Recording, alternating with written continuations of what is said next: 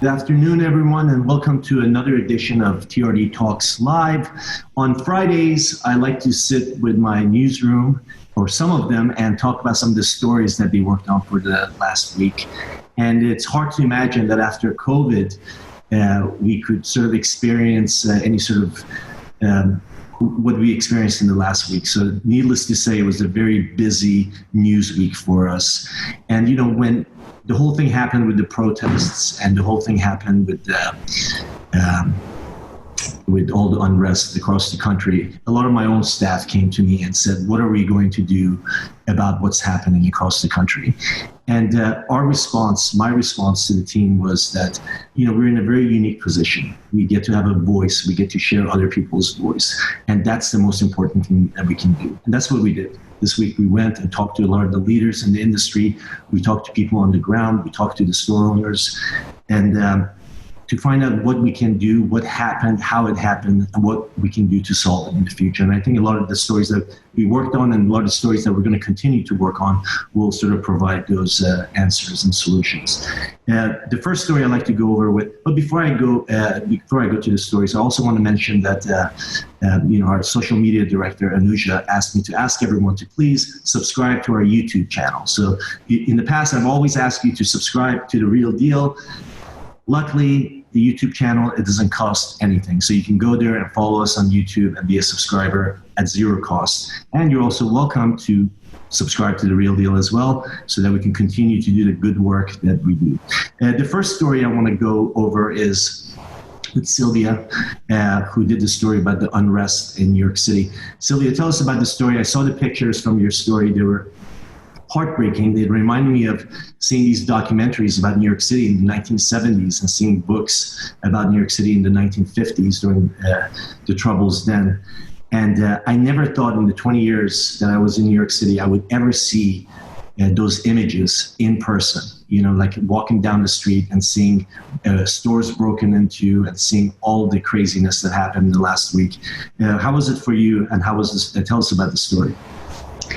Yeah, so I mean, at the beginning of this week, I did something that I haven't done in a long time, which was to get out and about, and I turned photographer for the day.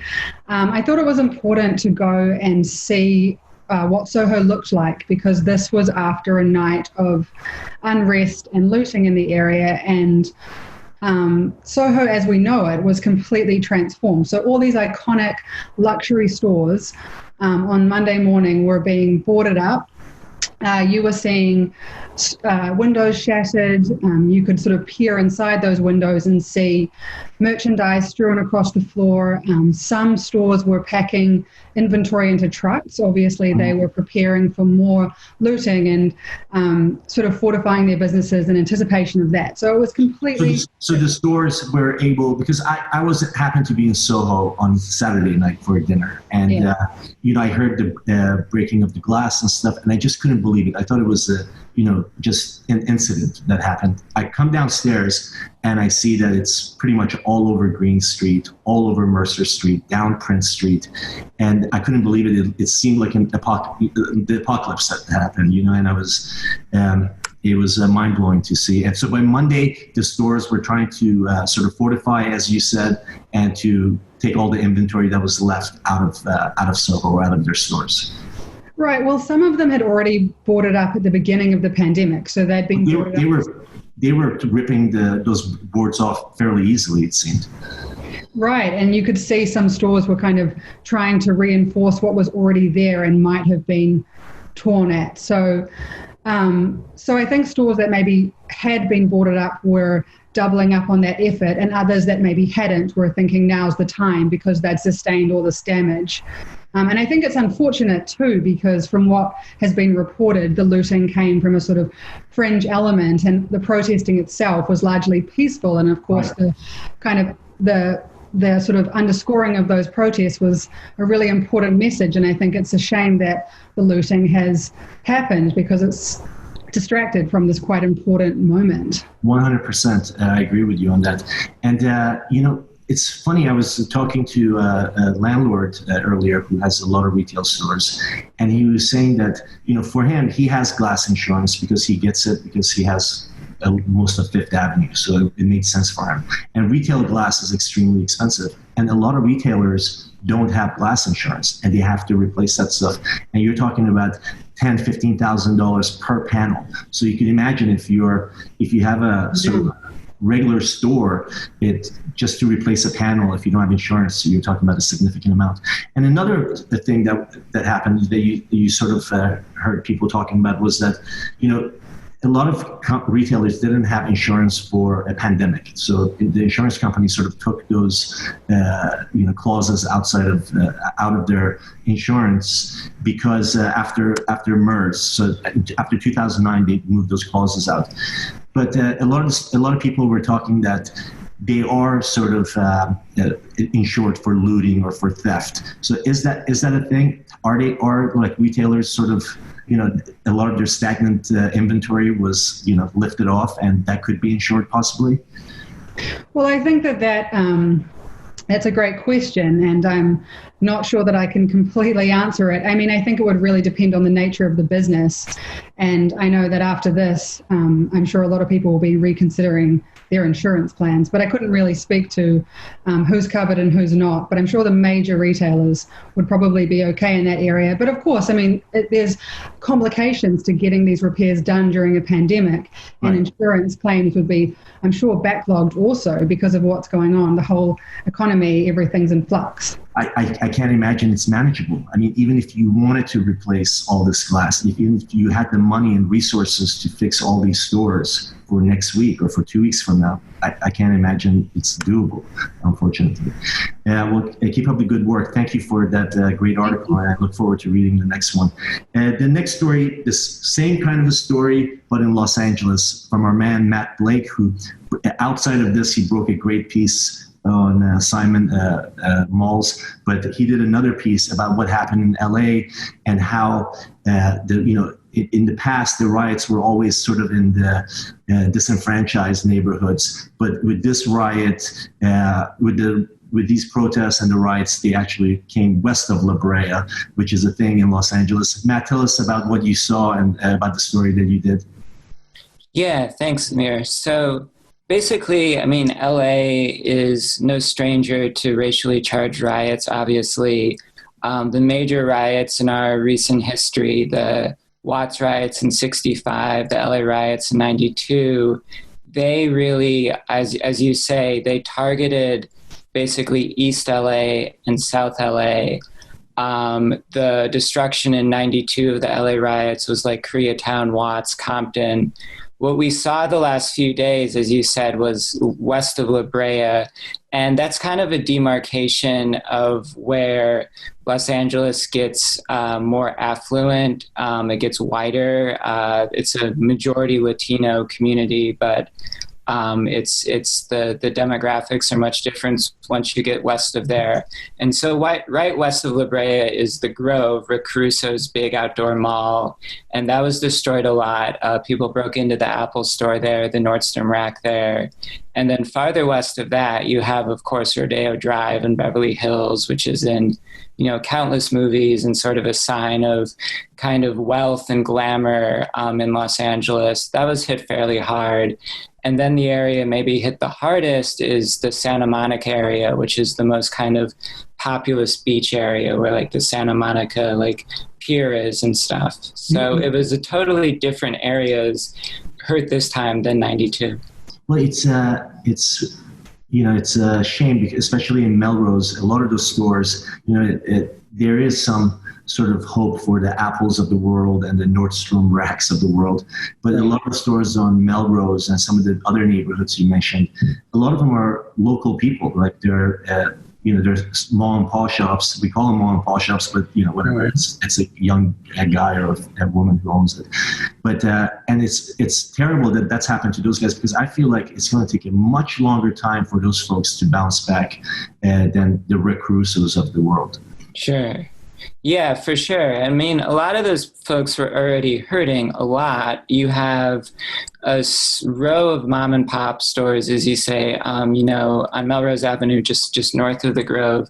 A lot of those are like local Mexican, Italian restaurants that had just been their revenues have been reduced like 70-80% due to and now they have to deal with this. Yeah, the pandemic. And now they have to deal with this. You have record shops, boutique clothing shops. I mean, many of those places may not have insurance that a Nordstrom or Apple's have. So, I mean, we don't know if they're going to be back or not. And, you mentioned Beverly Hills. Beverly Hills is not that big, right? So, I mean, it's this is where the stores are, and Rodeo Drive is not that big. It's it's a spin, but so I can't understand that those areas couldn't sort of protect themselves. Like in New York, when the riots got sort of out of control, the looting got a little out of control, they boarded up Saks Fifth Avenue. I mean, like really boarded up these places with razor wire, and it was not a good look, but they were trying to protect their stores. And I'm surprised they didn't sort of apply the same sort of practices in Beverly Hills and Rodeo Drive. Well, I think they did eventually. I mean, I think that part of sort of the Black Lives Matter advocacy group here in LA, like I think that it was very deliberate of some of them. I mean, they weren't responsible for the looting or vandalism, but they were responsible for sort of moving some of the demonstrations, into some of the ritzier areas of LA, kind of in response to what I was saying earlier about how kind of past racially charged demonstrations in LA have been in, more working class enclaves of the city. And it's a real role reversal. Like I live in Koreatown, and Koreatown was hit really hard in the 92 riots, and we basically haven't been touched. Whereas, was it still called Koreatown back then? It was, yeah. Okay. It was just kind of developing back then, yeah. Okay. But yeah, Beverly Hills is a really small area, and so the damage that was done there really does affect kind of a close-knit community there. Yeah, well, thank you for that, and I look forward to seeing what's happening in LA, the follow-ups that you do on everything that's happening over there. Mm-hmm. As a result of all of this, we had some of our reporters go and ask the industry what they were planning to do. Because there's, of course, you could put up a black box on your Instagram feed, or you could actually take real action. And that's what we wanted to find out, because there's a lot of the generic talk of we stand shoulder to shoulder and, we want to fight injustice. But I feel like a lot of times these things happen and then they sort of wither away as, a few months later, people have a very short memory and, they go back to thinking about profits and, what's next for them. Evie, you talked to a lot of people, CEOs of a lot of different companies. Did you feel like you got any real answers for your story? Or did you feel like there were a lot of packaged goods that CEOs sort of have to put out there? I actually did not feel like we were given canned statements. I worked with a bunch of other reporters from The Real Deal on this. All of us called our sources to see who was going to say what and what they would say. It's something that we did once before after the protests in Charlottesville.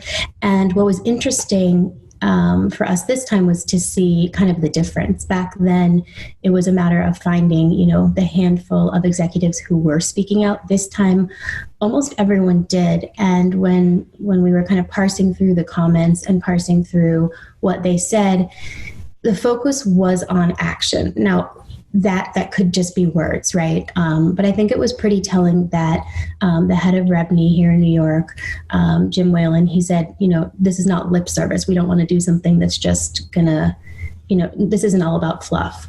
And I think literally responding to what I just said. Then. Yeah, literally. And I mean, now everyone has sort of a different reaction. I think Don Peoples probably encapsulated a lot of the sentiment among CEOs when he said this is about economic opportunity. Mm-hmm. So, for example, you see SoftBank, which already has a history of investing in minority-owned businesses or businesses, but they started a $100 million investment fund to invest in entrepreneurs of color. So that's probably the biggest example. But other executives talked about taking a microscope to their companies, talking about just, looking at their vendor list and taking what are the real things that they could actually act on? If you're a real estate brokerage or if you're a real estate developer, what are the things that you could actually do to sort of create the balance? Mm-hmm. Well, I think there's a few things. Robert Refkin from Compass actually sent an extremely impassioned letter to his staff. He talked about as a Black man feeling like an outsider his whole life. So it was really personal. But later in the week, he said that Compass was going to be putting together a vendor list to give to its agents. So basically arming agents with a list of vendors who are people of color, so that agents, as they're spending on marketing or whatnot, can diversify where they're spending. They cannot just go to the same person once or twice. Another example is Metaprop. That's a prop tech fund in New York. Already, of the 77 companies that Metaprop has backed, around 10 of them are led by a person of color. But when I was speaking with Metaprop, they said, that's not enough. We have this choice now. We can either say like, oh, wow, 10 out of 77, we're doing pretty good. Or we can say, let's do better. How do they do that? I mean, you want the best person for the job. And like, how do you systematically go and say, we're going to hire a person of color because we want to get up to 50%? How do you do that? Well, so in this case, it's not necessarily just hiring staff, it's investing in companies. And I think that you have to actively seek it out. You have to, and if it doesn't come to you through the network that you already have, you have to be proactive about opening up your network. It's really interesting. There's an organization called the Board List, and it's basically an organization to promote women in boardrooms of startup companies, both so public companies eventually, but private companies now. And I spoke with the CEO of that company this week, and she said that a lot of companies come to her saying, not necessarily I want to diversify my board, just because it feels right, but because I want to make sure that I'm getting all demographics represented in my company, and I want to make sure that I'm expanding my network proactively so that I'm seeing all of the different opportunities that are there. Right. Well, that's interesting. Well, and what kind of follow-up are you going to do to this? That's sort of our responsibility at this point. Like, what are we going to do to sort of shine the light on all these people who made these promises? What are we going to do to make sure that they actually, where are they in 2 months, 3 months, or next week even? No, I think we definitely need to do that. We need to make sure to hold them accountable. It's an important topic. I think that asking a CEO what he or she thinks is important because it sets the standards. I think the one interesting thing about the current kind of angst in our society is that this movement is a trickle up. A lot of the CEOs, I think, are listening to their employees, and their employees who are outraged and horrified and heartbroken. And so now it's up to them to implement the changes they're promising. Yeah, and I think for us, we should be doing more stories about affordable housing, about the real redlining that's happening even now, the real blockbusting that's happening in neighborhoods now, lending to minorities. That's the thing, right? So we should be covering that stuff and holding financial institutions responsible. All right. Well, thank you so much, Evie, for that. I look forward to reading your stories next week, as always. And last but not least, Catherine Kalargis from Miami, holding down the fort over there. Catherine, your story was great because you actually asked people, are they putting their money where their mouth is? And some of the people really did. They immediately donated and they immediately contributed to the organizations that they thought could make a difference. And I thought that was great. Tell me about that story. How did it come about? So really, I had reached out to Moishe Manna, who is a big developer and investor here in Miami and also in Jersey City. And I just had gotten his thoughts on the protests and what action he thinks needs to be taken for EB's story. And the following day, he followed up with me. I had asked him, have you made any donations? Are you planning to? And he told me that his company Milk, which is it's a media tech arts company, had made a $50,000 donation to the NAACP. So that was kind of my starting point. And then I was asking around in the newsroom to see, who else is doing something. He's a real advocate. Right. And he doesn't care at this point. He's made a fortune and he really speaks his mind. So it's great to see him on the right side. Definitely. I mean, I asked him, what did he think about the looting, for example? And he said, the looting is nothing really in comparison to what the big thieves are doing, quote unquote. And he was referring to, the corporations and that's not something you normally hear from the big landlords, Right, exactly. So from there, I kind of just started asking around, and it's interesting because it seems like this time around, the bare minimum is to put out a statement condemning all of this police brutality and maybe not even referencing it.